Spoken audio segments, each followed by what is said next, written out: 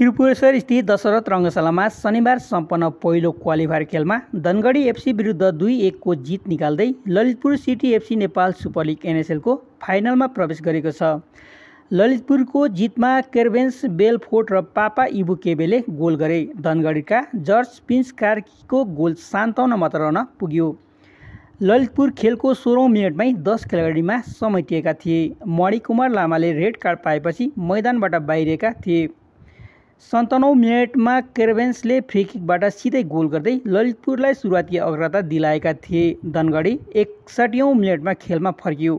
Sergio बार्बोजेको कर्नरबाट आएको बललाई ललितपुरको डिफेन्डरले clear गर्न नसक्दा जर्ज प्रिन्सले गोललाई जाली चुमाएका थिए।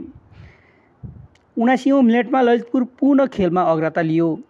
फ्रान्सका फरवर्ड पापाले मैदानको बीच भागमा बल प्राप्त गरेका थिए। उनले धनगढीका कप्तान देवेन्द्र तामाङसहित 4 डिफेन्डरको बीचबाटै फ्री शट प्रहार गर्दै गोल गरेका थिए।